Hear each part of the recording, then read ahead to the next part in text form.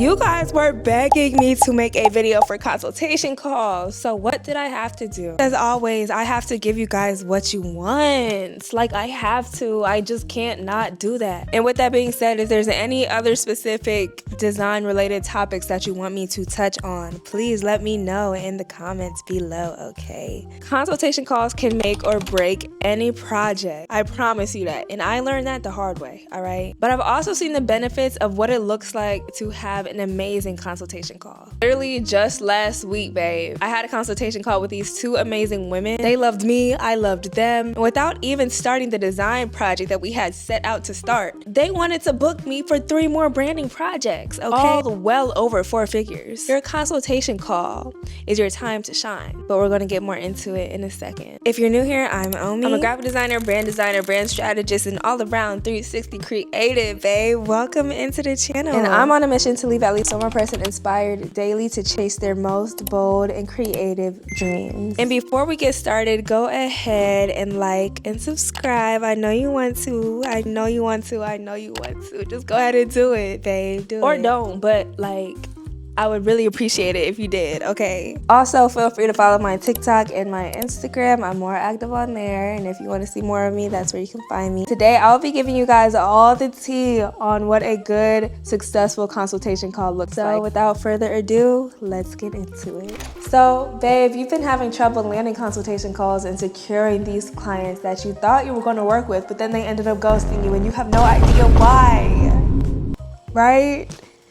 Right? Did I hit the nail on that one? I hit a soft spot. I'm so sorry, but I'm not, because you are the problem. But it's okay. We're going to fix that. I was the problem too. I was the problem too. And I didn't know any better, but I know better now. And we're going to fix this together. This is a safe space. I know I just came at you kind of crazy, but this is a safe space. I promise you. I promise you. I just want what's best for you, babe. I do. They're not ghosting you because you suck at design or because your skills aren't good. It's just because they don't trust you enough yet to actually invest in those skills. And you probably could have built up that trust, but you just didn't know how to. So we're going to talk about that today, okay? What I have learned is that providing clarity at any point and speaking with confidence helps them trust in your abilities. Let's go back to circa 2022 when my business model was shit. It was shit. And I can say that proudly.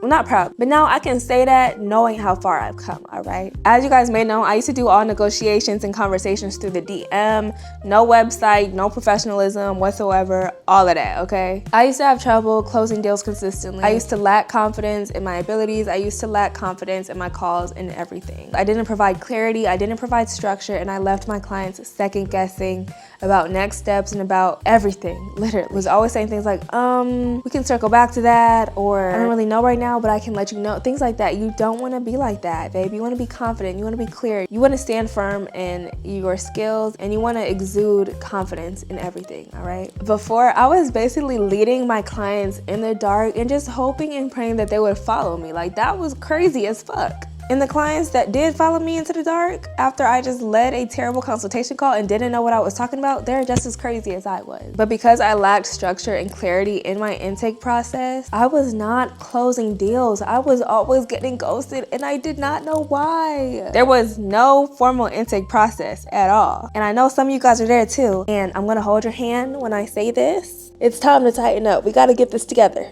All right, and we will. So now, fast forward, I rearranged my entire business model. If you guys want to know more about my graphic design process from onboarding to offboarding, I already have a video on that. Go check it out. It's linked below, or it might be somewhere on the screen if I remember to put it up here. Make sure to go check that out too, okay? But now, I undoubtedly believe that consultation calls are a non-negotiable for any design project that I take on. Even for return clients, a quick call just helps me get on the same page as them before we actually start designing anything. I talked about this in that other video that I mentioned, but I do charge for consultation calls, and I do think you should too, all right? Above all, charging for consultation calls protects your time and your energy, right? And I found that it also helps you weed out the serious clients versus the unserious clients who aren't actually ready to move forward with any type of project anytime soon. But if a client pays a consultation fee, they're more likely to get started. They're more likely to be serious about their inquiries and moving forward, all right? So that's a quick tip. I personally charge $50 for my consultation calls. It might go up.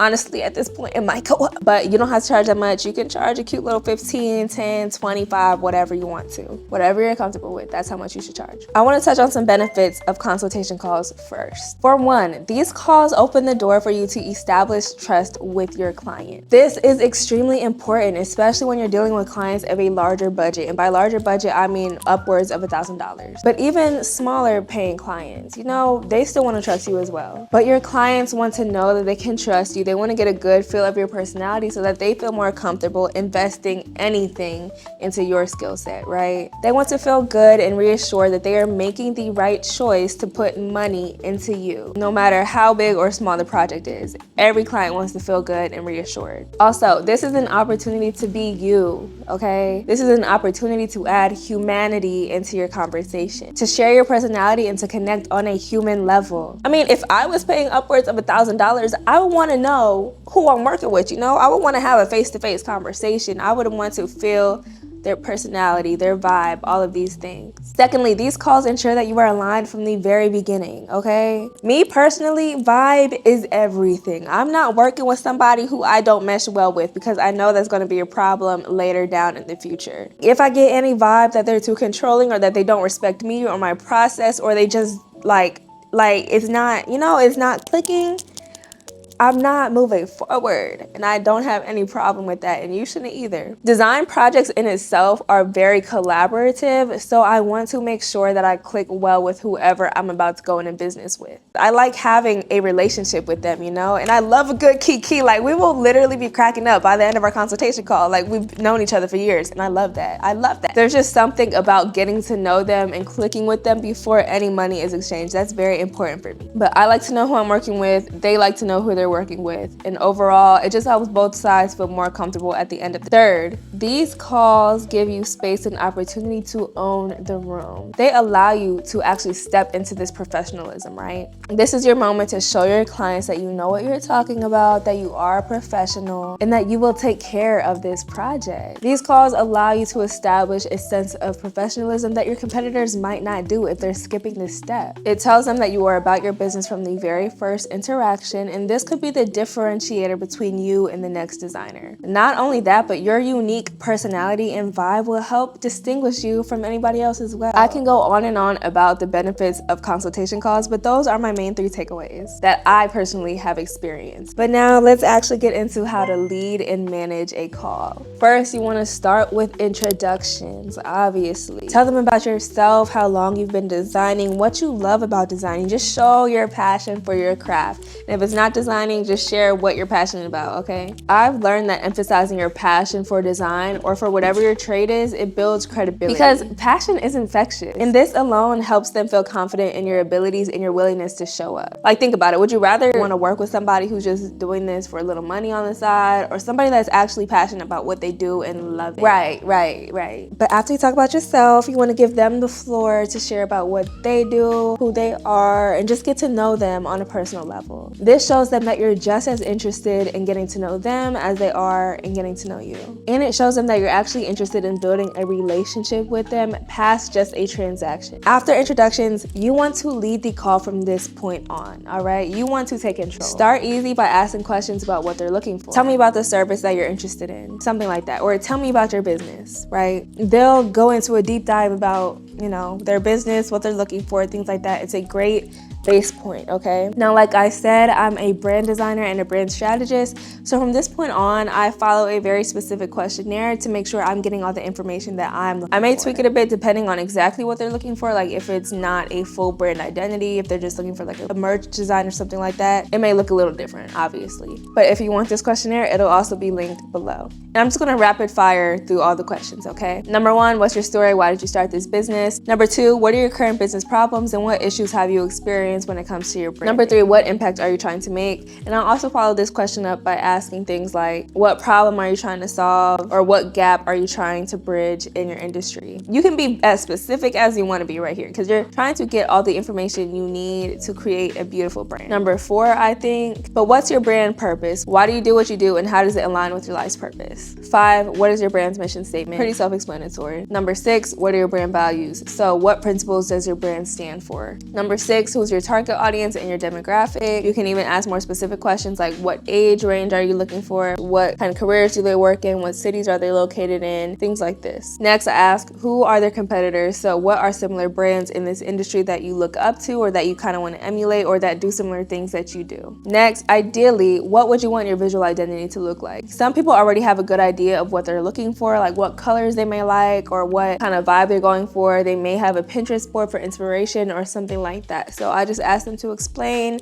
what kind of keywords they've been looking at to find this Pinterest board. You know, what do they have in mind already for what they want it to look like? And I don't always necessarily stick to what they say, but getting an idea of what they have always helps. Next, what is your brand's personality? So if your brand was a person, how would they act? What would they be like? I want to know. And that pretty much sums up the questionnaire. But after we finish the questionnaire, that's when I finally introduce my pricing. This is when I put on my saleswoman hat, okay?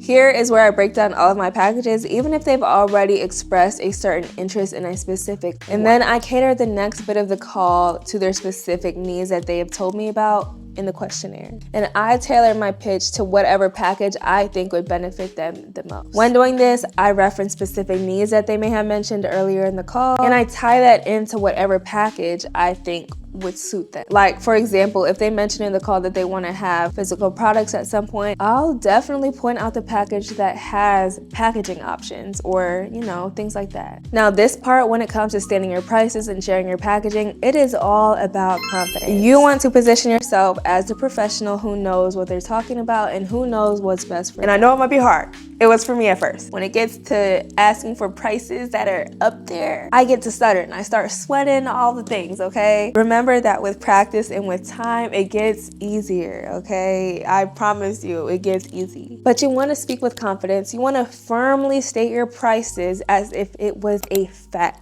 And what I mean by that is say your prices with as straight of a face as you possibly can. And this package is $2,000.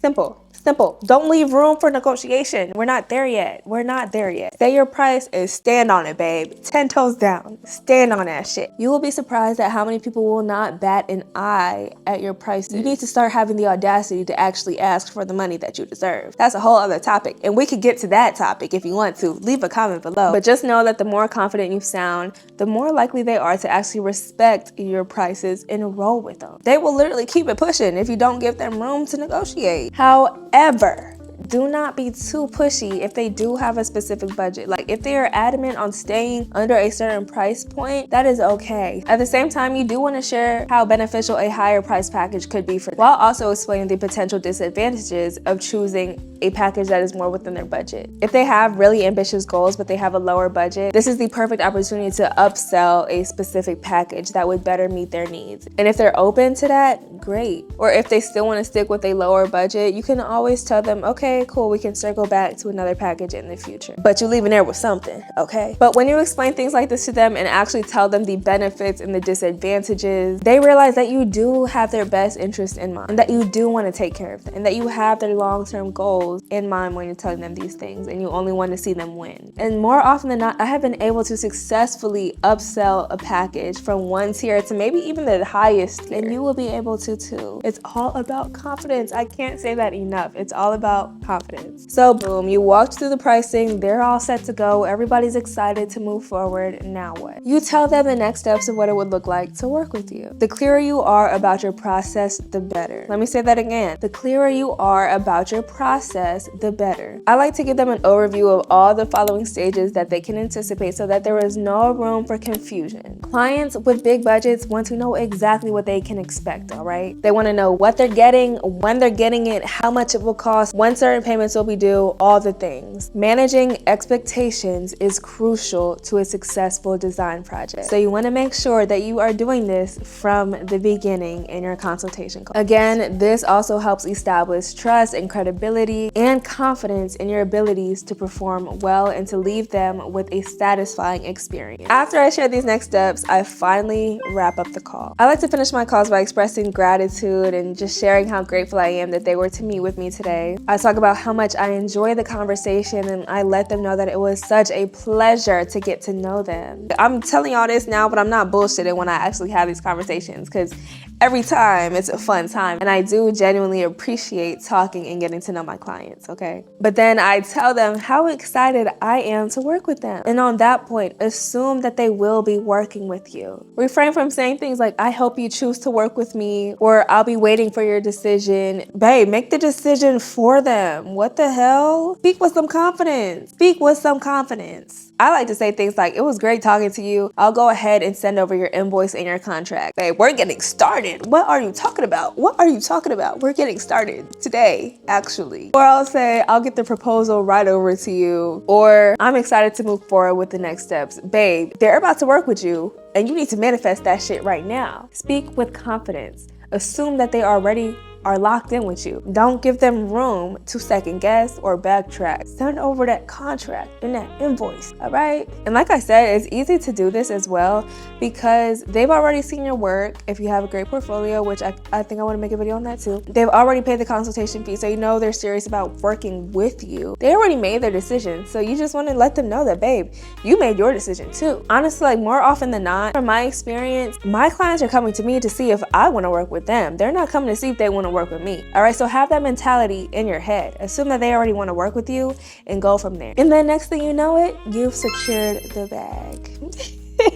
And you've landed yourself another great project. That is all I have for you guys regarding consultation calls. If you enjoyed this video and you made it this far, again, make sure to like, comment, and subscribe if you haven't already. I don't know why you haven't, but go ahead and lock in so you can join the homies. Let me know what you liked from this video and if you want to see anything else similar to this. Again, I'm going to go ahead and plug my TikTok and my Instagram. Make sure to check me out on those platforms as well. I pray that all your consultation calls from this point on are beautiful and that you successfully land every client that you speak to because you deserve that. You really deserve that. But babe, I assure you that this model, it'll get you there, okay? As always, make something beautiful today and try to leave at least one person inspired. I'll see you soon. Bye. Love you.